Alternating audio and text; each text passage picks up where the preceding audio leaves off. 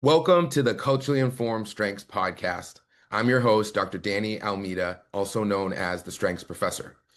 This podcast explores the intersection of Clifton strengths, identity, culture, and context, and how those things can shape our experiences and expressions of our strengths. Through conversations with guests from higher education and beyond, we'll explore what authentic Clifton strengths can look like across different identities, experiences, professions, and communities. Thanks for being here, and let's dive in.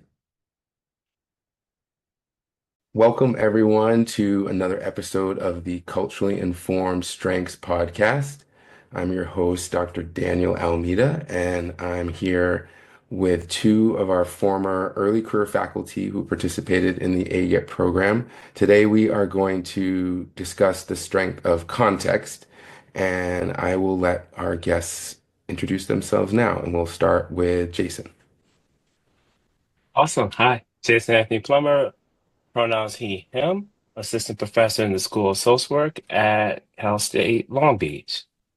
And my top 10 strengths are learner, deliberative, responsibility, arranger, self-assurance, context, analytical, command, discipline, and harmony, and also key salient identity, Black and male.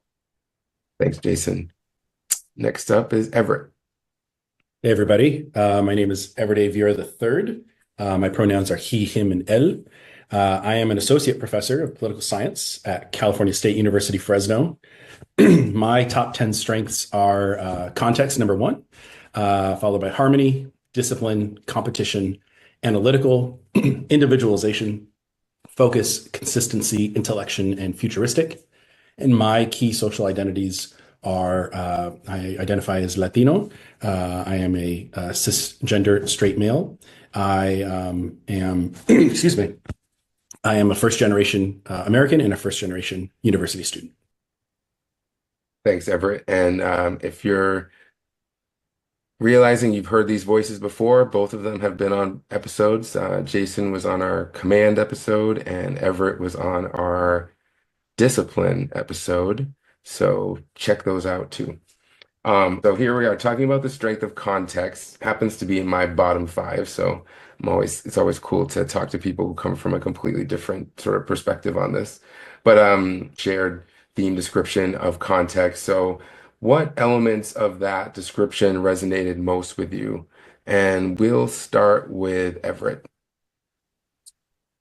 Yeah, so this this idea that we look back, and we look back because that's where the answers are. We look back to understand the present. As a social scientist, and in particular as a political scientist, history is really important for us. It's where we get our data. I am also a big subscriber to this idea of historical institutionalism and path dependency. So not just what has happened in the past, but the sequencing of those events to get to where we are today. And not necessarily even to predict the future, but to kind of just understand where we're at today. Whether that's, excuse me, in my studies of authoritarianism or democratization, political violence.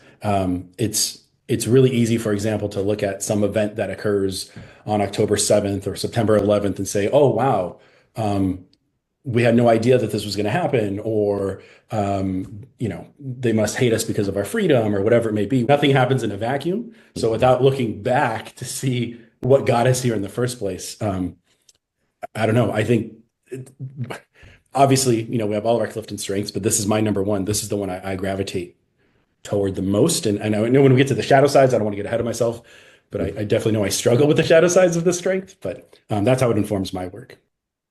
Thanks, Everett. I have futuristic in my top 10 and then context in my bottom five. But even so, I value that perspective from others because I'm always so far into the future and I need someone to sort of ground me with like, we've been here before. Let's slow down and look at what's led us to where we are before that can also lead us into the future as well. So again, as always, we need all of these strengths. Thankfully, I don't have to have all of them in my top five. I can rely on people in my life, in my profession. So, Jason, how about you? Yeah, it's similar to Everett, but the difference that I resonated with, yeah, so I resonated also with the understanding the past to understand the present, but especially the part where it's realizing that the initial intentions, like recognizing what those were, because Mm. I teach social policy.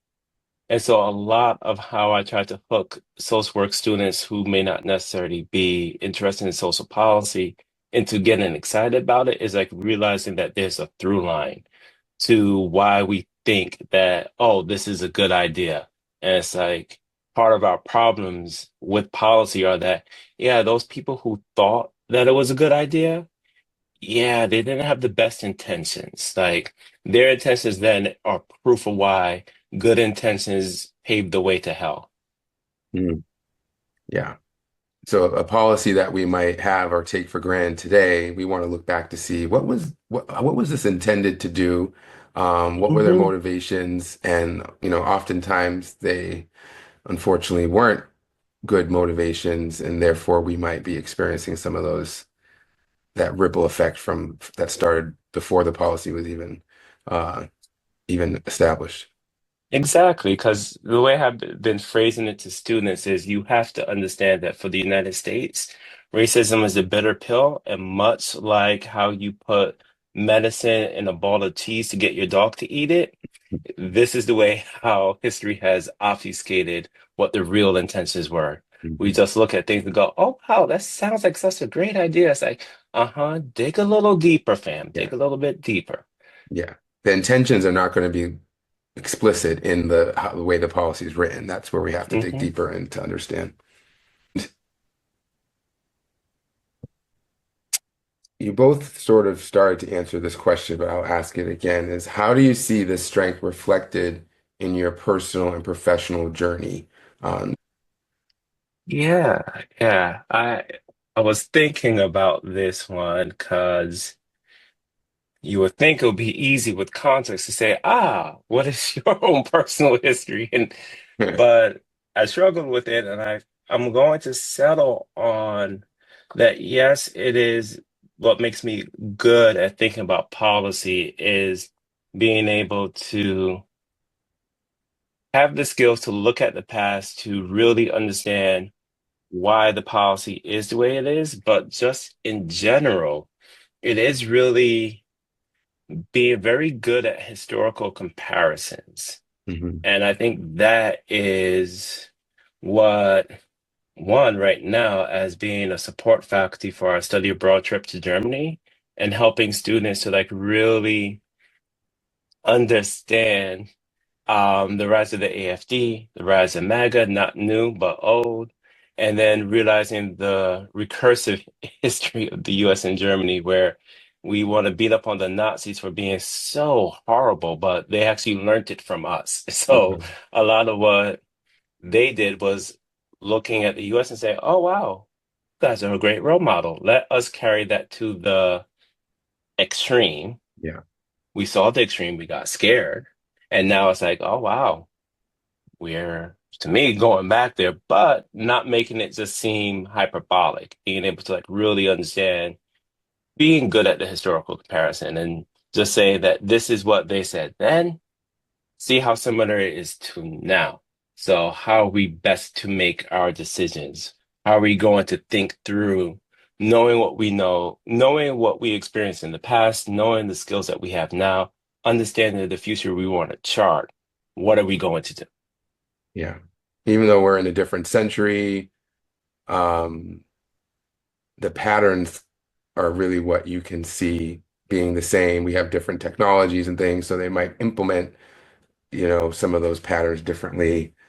Um, but it's still the same pattern, and we can learn from that.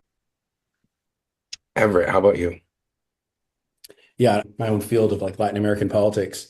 Um, I teach both Latin American politics and political violence at Fresno State, and similar to what Jason mentioned about the Nazis learning from us, when we study military dictatorships in Brazil or Uruguay or Argentina, Peru, Chile, we're history repeats itself. And I think that's maybe like the tagline from this Clifton Yeah. Strength of Mhm. Context.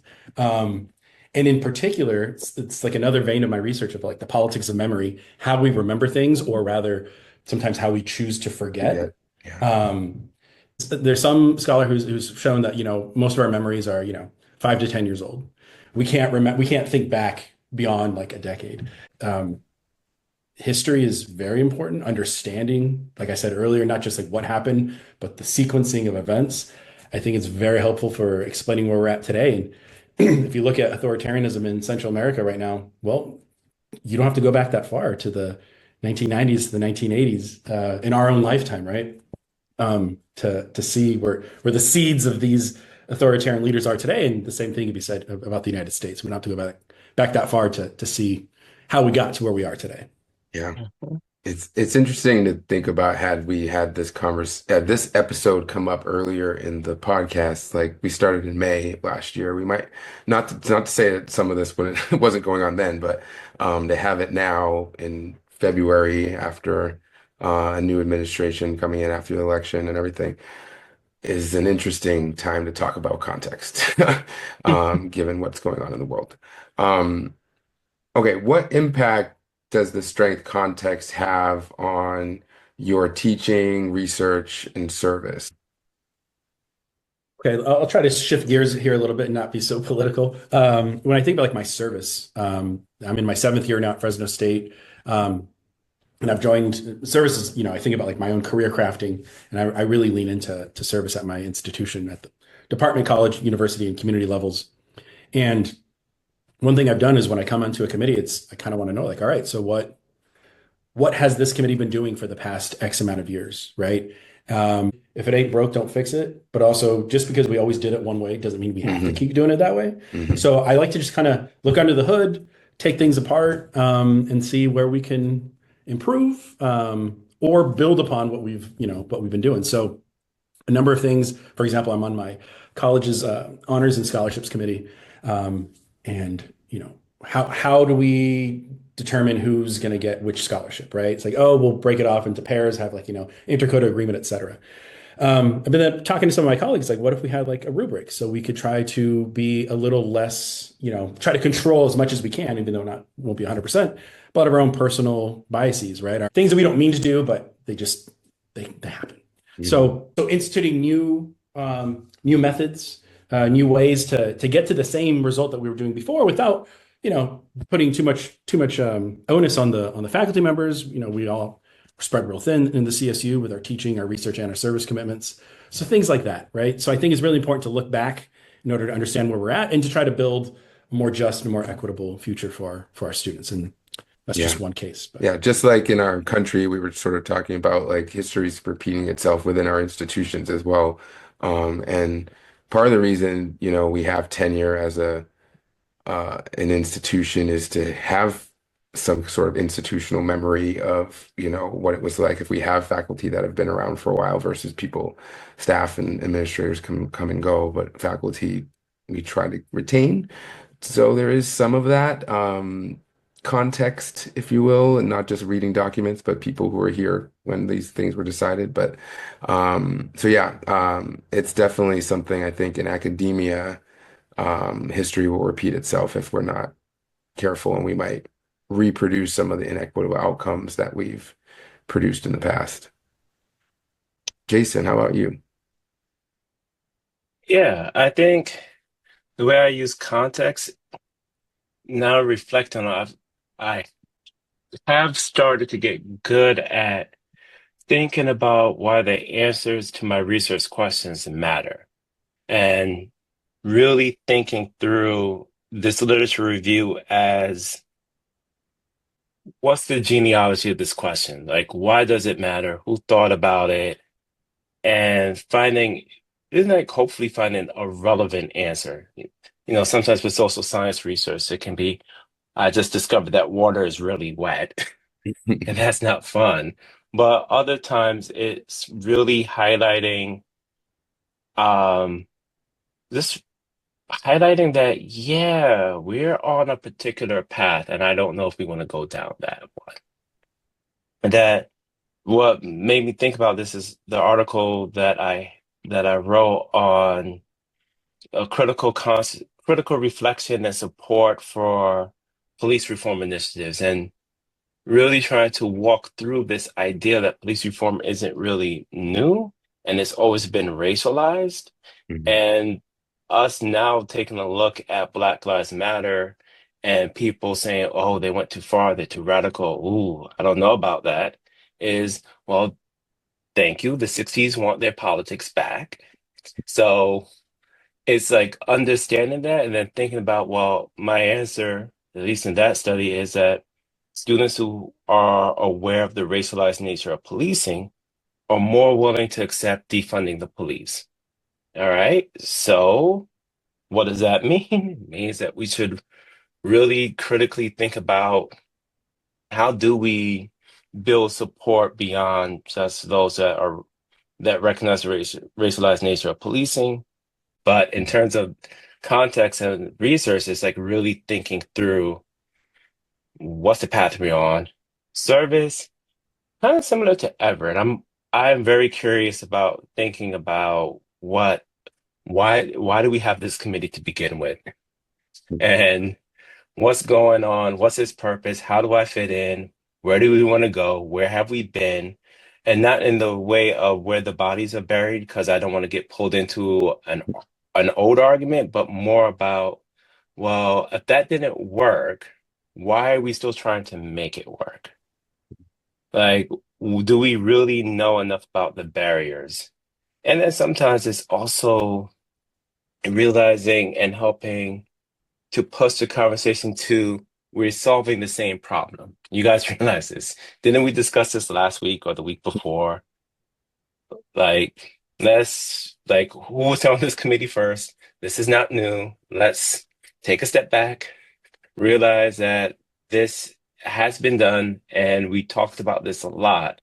Are we seriously committed to it? And this is where command kind of cuts maybe some of the full usefulness of context, or at least it mitigates some of the shadow sides. Mhm. Because at the end of the day, it's like, okay, we know the history. It's time to move on. Like Yeah.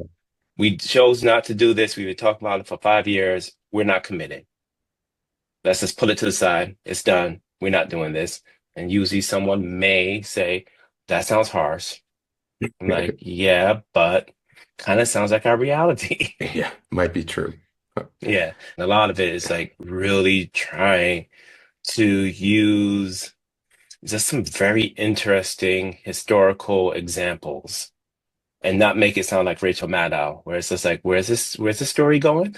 But just very much saying, take a look at restrictive abortion rights and where those states are, remind them of the Civil War. And it's like, wow, these states overlap. Huh, I wonder why. Mhm. Well, did you know the United States banned the importation of enslaved Africans, so our enslaved population grew through childbirth. Hmm. The states that were interested in slavery and maintaining it also are interested in maintaining abortion. I wonder if there's a link, Mhm. or at least making sure that women bear children. Gee, I wonder how we got to that space. Mhm. Let's take a look at these policies and how they argue them. Yeah. Wow. Interesting. So you started to reference a little bit of the shadow side and how maybe command might be one strength that helps mitigate that. But so some of the shadow sides or common possible barrier labels of context are stuck in the past, won't move forward, slow to move and react to change, can be closed-minded, takes a long time to understand what's going on. Um, which one of those, if any, resonates most with you? Um, yeah, which one? I would say not so much stuck in the past, but it takes a while for me to like figure out what is the salient part of this historical context that I really want to lean on. Yeah, I'm looking at your top strengths, and number one, you have as a learner, which I think combined with the context that you're going to see, you're going to have an interest in all of it, and it all probably does matter to some degree, but we can't put it all in the paper. So Right. what's going to matter for this article to get people to the point you want to get them to understand the argument you're making when, of course, pretty much everything that you listed probably does have some bearing, but let's prioritize. And um, how about you, Everett? Shadow side. You don't experience any of the shadow side of Oh content. no, no, not at all. Not at all. I mean, I see it in my personal life, my professional life. Um, this idea of being like not necessarily unwilling to move forward, but just being slow to change. I can see really frustrating people in my life, family, loved ones, colleagues. Um, whether it's, making the decision to buy a home or start a family, like these are things I want to do. I'm not opposed to it, but I need to like take in as much information as possible, collect as much data as I can before I pull the trigger, so to speak, right? And so I can tell you, like my partner was very frustrated with me with those, buying home and starting a family. Um, and I recognize I'm probably in the minority, at least amongst colleagues that I chat with. But I think the technology is really cool. I've messed around with it myself, but I'm just not there yet. Yeah. How about you, Jason? Oh, so have there been moments when an overemphasis on historical or situational factors limited adaptability or innovation? I think this last conversation would maybe be an example of that. But anything else come to mind in terms of uh, you know, focusing on the past that has limited being adaptable or innovation in some way in your career? Maybe this is where I need to learn insight into my own behavior sometimes. But even then, I want to say that it's about minimizing my adaptability or innovation. It's just more about just getting stuck on the point of like, no, history tells me we are going down a dangerous path. Mhm. I may innovate or try to think of new ways to like get heard because I'm not comfortable being Cassandra, but I think maybe it's just more or less uh not a functional fixedness on one approach, but just a rootedness on no. Ever, how about you? Not that I'm afraid of it, but more like I lose control, maybe. I don't know. I'd have to think more about that. But it's coming back to the underlying question of like innovation and, does it slow things down? It does. It absolutely does. Before adopting new technologies or new opportunities. Hmm. I wonder if people who refer to themselves as old school all have context. Now I'm like trying to make connections and then looking at some of your other strengths of like consistency sort of might have you stay if something's working for you, like why do I have to change? But you do have some others, like you have futuristic in your That's top 10, futuristic, yeah. but it's number 10 versus context number one. So context is always going to win out with that. So Yeah, um and I'm fine with change, but change for the sake of change, like yeah, I'm for not I'm not cool no, with that. yeah, it needs to be proven to you why. Any other strategic thinking strength is going to sort of like amplify some of these things. And analytical in particular is like, why? Wait, why? Prove it to me um, before we move forward. So I think I've heard that from both of you in one way or the other.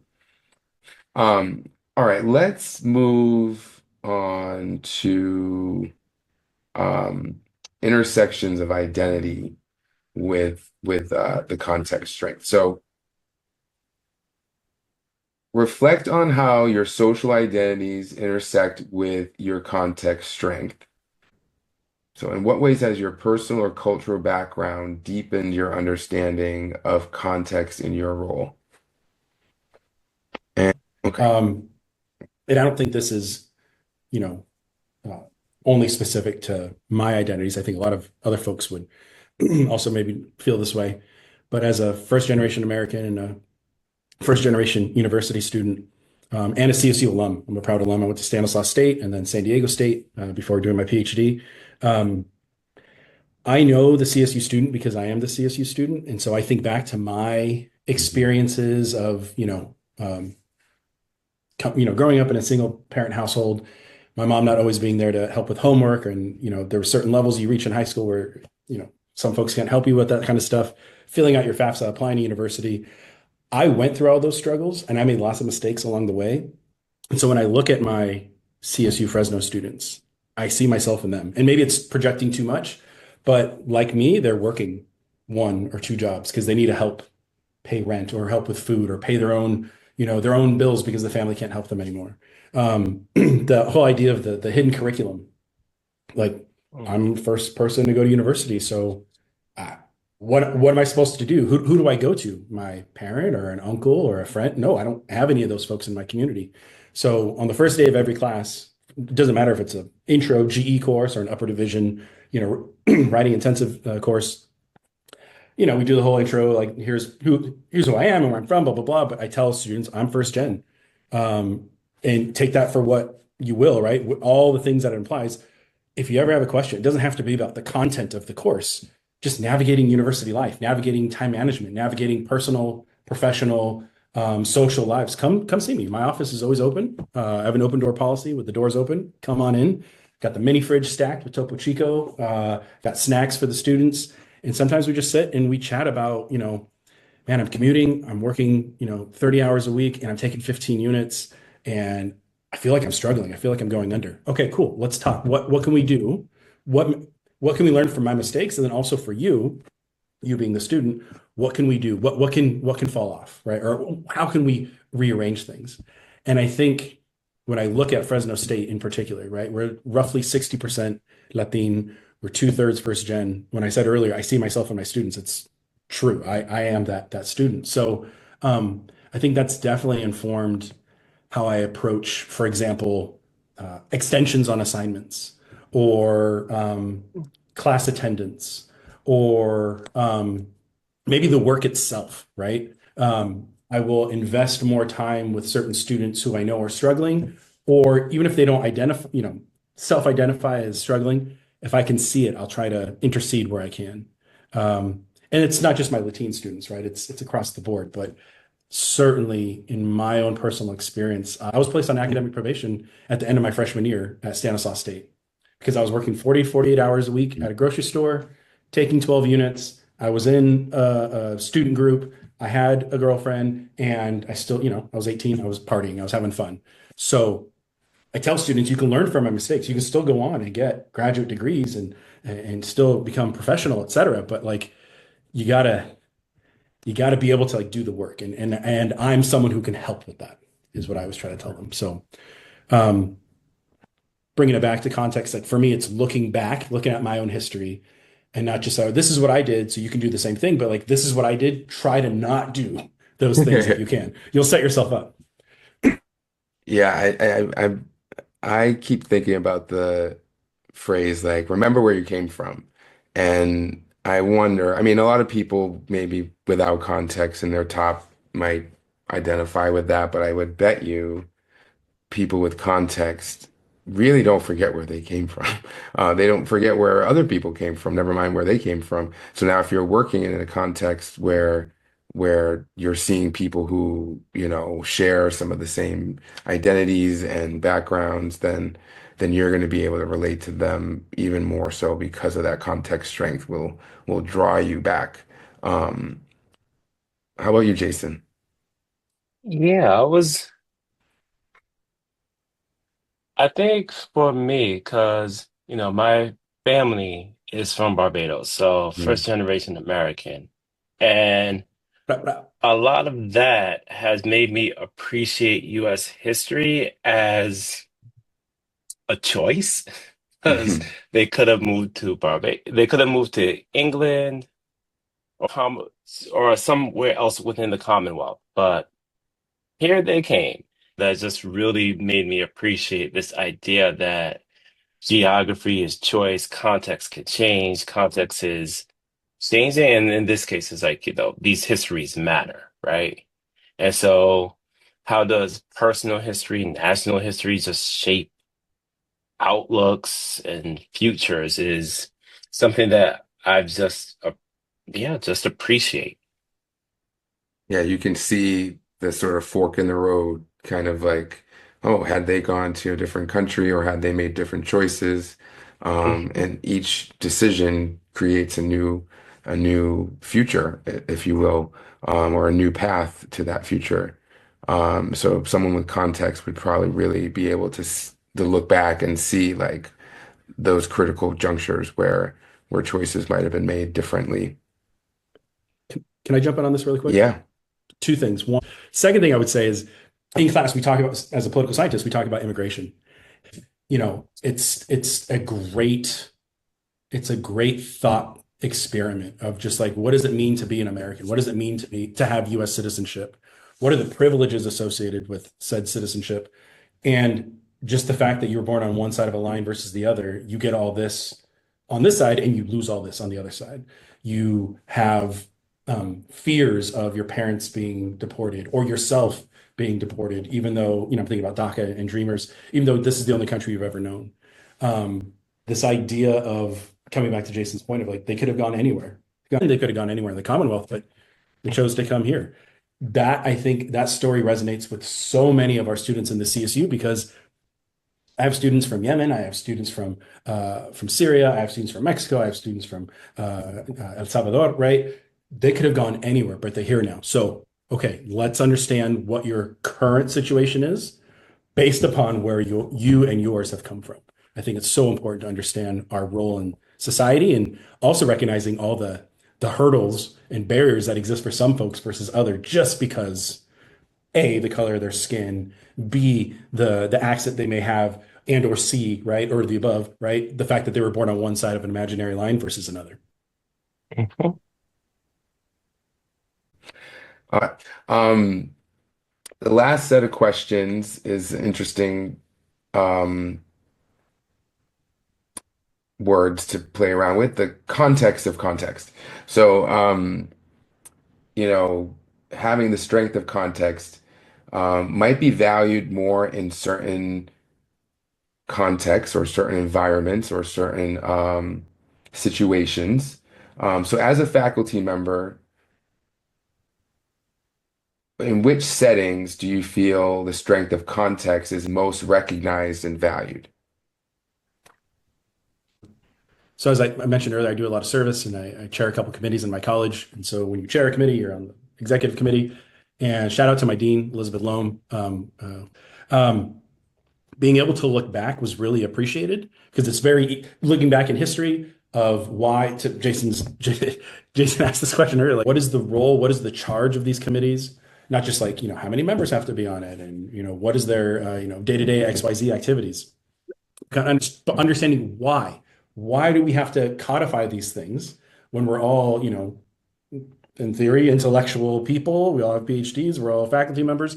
Oh, it's because we've had issues in the past, and it's good to recognize those things and try to make sure that we don't run into those same pitfalls. And I'm someone who's relatively new to the university, compared to some of my more senior colleagues. So I may not have that information, I might not have that historical data, but I'm probing and I'm asking questions. Okay, so why are we doing it this way? Tell me what happened in the past. Danny, you said this earlier, like show me the data, show me the proof that we need to do X, Y, and Z, and I'll run through walls for this, but I need to know first. So I think that's appreciated there. And Jason was kind of getting to what I interpreted, in the classroom, it might not be that appreciated because I may spend a little too much time on the history of terrorism as an example, going all the way back to the French Revolution. And the students like, yeah, but I want to talk about what's happening today in Mhm. 2025. That's one thing I am trying to impart on my students, right? Like history matters. Nothing happens in a vacuum. Nothing that we do, no one is acting or behaving in any way, shape, or form, whether you're a politician or your mom or your neighbor. We're all the results of our own histories and our own past. Yeah. And I think if we take that into consideration, one might recognize that like, oh yeah, okay, so the reason we have X policies because of ABC, and the reason we have Y policy because of LMNO or whatever. So I think that's maybe not as appreciated as it could be in the classroom, but certainly it's something I'm still striving toward.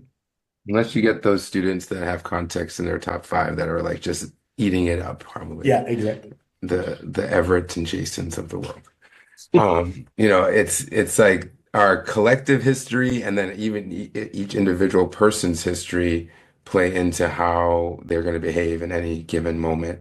Their history of like what happened as a child and their history of what happened yesterday. Like they had a bad day and now they're being a jerk. And I think that sometimes we're so self-absorbed in our our own self, we forget that everybody else has histories too. Okay, Jason, anything that come to mind on where this strength is valued or recognized or rewarded? I would say I'm gonna walk back a little my critique.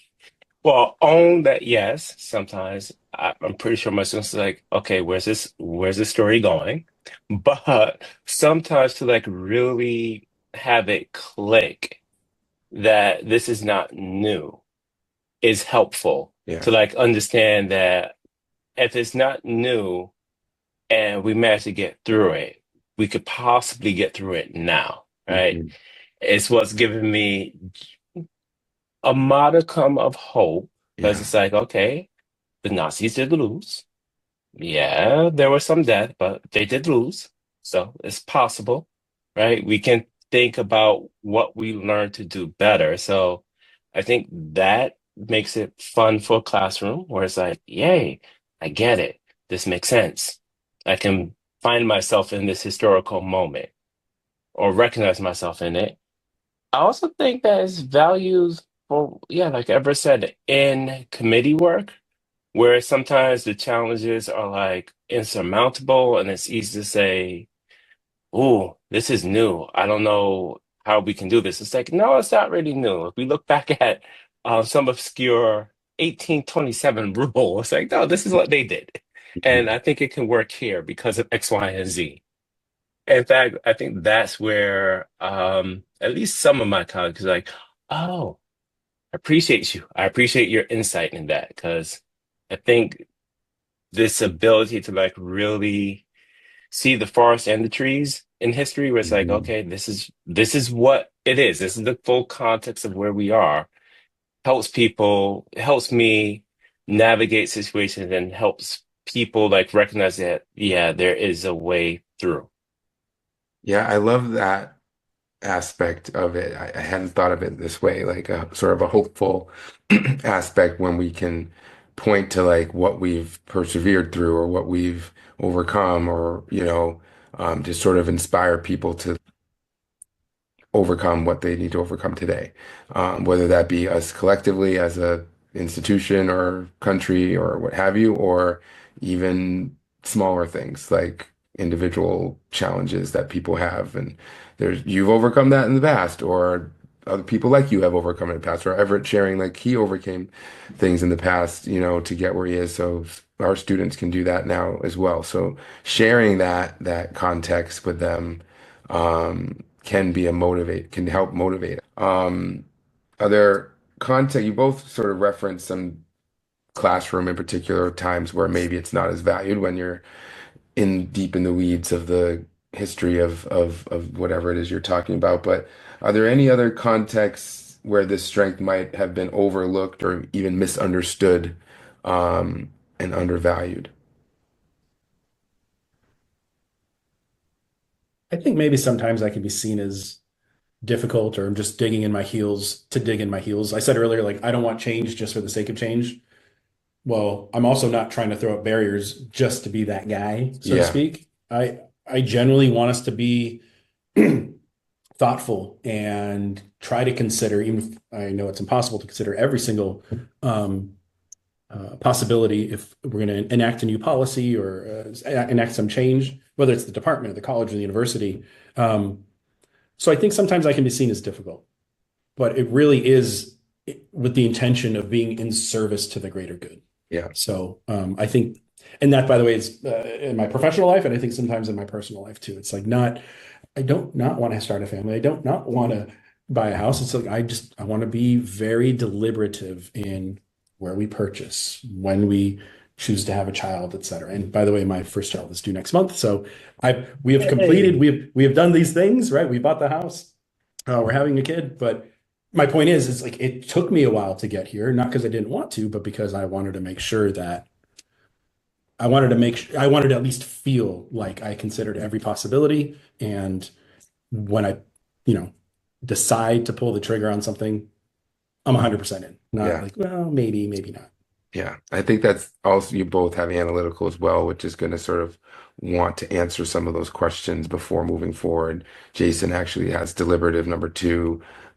I think many of your strengths sound like deliberative as well, Everett. The combination of them, you use that phrase. You use that for. I want to be deliberate about how I do. So it's not about slowing down just for the sake of slowing down. It's slowing down to have a better outcome at the end, and like address some of the concerns rather ahead of time rather than after the fact, 100%. where it's probably harder to address, or even sometimes impossible to address certain things after the fact. Jason, anything to add on that question around context where it might have been overlooked or misunderstood? Oh, Yeah. yes. hmm So the final or second to last question I should say is how do you adapt your approach to ensure your contextual insights resonate across these different environments? How do you minimize? Um, Harmony is because some of the stuff, sometimes people will bring up the historic point, right? And it's like, okay, I don't have to speak first. Yeah. I just have to wait. And I'm learning to get comfortable with waiting and then also really trying to figure out, is this the best use of my time mentioning something to say, this happened or this sounds very familiar. It's like, okay, maybe it's not. I'll wait. Yeah. I think you're using deliberative at that point too. You know, by letting other people speak and then being more deliberate about what you choose to, or if you choose to say anything. How about you, Everett? Jason and I both share harmony. It's my number two strength. Um, I I I do try to reach mutually beneficial resolution whenever possible. And earlier I mentioned, sometimes I might be seen as difficult because I dig in my heels, but I also have futuristic in my top 10. So it's like, it's not because I'm doing this to be, an ASS. It's because I want to make sure when we move forward, things are going to work well. And we're not hmm going to have more meetings and we're not going hmm to have conflict, et cetera. So I think, yeah, harmony, futuristic, and analytical, I think helps me really try to get into the weeds of whether it's changing up my syllabus or the kind of service I choose to do now versus like have to do. Being really intentional with what I'm doing, I think helps convey the fact that I'm not just here to grease up the wheel or to slow things down. I'm here to just make sure we all get what we want at the end of the day. At least that's my intention. hmm Great. Well, my last question always is there anything else that either of you want to share about context that you haven't already shared?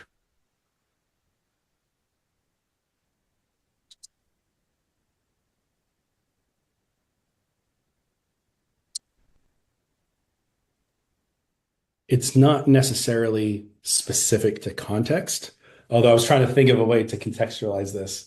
But I know I said it at the last podcast episode I participated in, but I just want to thank you, Danny, and Jane and April and Camille and Philip and Dawn and everyone for writing the grant, writing the NSF grant, putting this together. Um, I've genuinely made like professional connections, but like some really good friends throughout AGEP or throughout the CSU through AGEP. So really, for me, it's just a heartfelt thank you. I've already seen how it's had an impact on my career. Um, like when I went up for tenure 2 years ago or last year rather, I've seen it. So here you go. Show me the proof. Show me the data. This works. I'm all in. I'm all in on AGEP. So just a heartfelt thank you, Danny. Well, thank you so much for saying that. I really appreciate you mentioning that. How about you, Jason? Anything to share? Well, I too will express thanks. I appreciate it. Made me remember that, oh yeah, I did want to follow up with Everett because even we have similar concerns when it comes to political institutions that I forgot about that. hmm Yeah, world's very interesting place. But in terms of context, the only thing that I think that also helps because, I'm a social worker, trained as a social worker, teaching the school of social work. And the idea of retrospection as being a part of context, one of the things that does come up and really trying to get students to hear about policy is also like really trying to get them to think about themselves as nested in this context. One prompt that I asked them to like really think through when it comes to like wanting policy change is to think forward to say, what do you think is the issue that when your great grandchildren look back at what we did, that they'll say, oh my God, those uncivilized barbarians, I can't believe they did that. Yeah. And what do they think that is as a way to like really think through policy debates? Which in some ways I didn't really think about as being a part of context, that it does allow for an appreciation of looking back in different ways. Yeah. Yeah. Having them stand in the future and then look back till today or, into their history and to see what they see at that point too. It's an interesting way of thinking about context for sure. Well, thank you both so much. Definitely shed some light on this. I think I don't think the strength comes up as often in someone's top five. And therefore I think it's one of the lesser talked about or understood strengths, particularly by me, because it's in my bottom five. Thank you so much for your time and for sharing your context with the world. And Thank you. we'll see you all next time. Thank you for listening to the Culturally Informed Strengths podcast. If you enjoyed this episode, please follow, rate, review, and share the podcast with others. To learn more about my work, workshops, coaching, and the Culturally Informed Strengths approach, visit www.thestrengthsprofessor.com. Until next time, bring your authentic Clifton strengths, appreciate differences, and maximize your potential. This podcast is not affiliated with Gallup, and the content of the podcast has not been approved, sanctioned, or endorsed by Gallup in any way. Any opinions, views, findings, conclusions, recommendations, and interpretations of Clifton Strengths results are solely those of the hosts and guests of the podcast and do not represent the views of Gallup. Gallup, Clifton Strengths, and the 34 Clifton Strengths theme names are trademarks of Gallup, Inc., all rights reserved.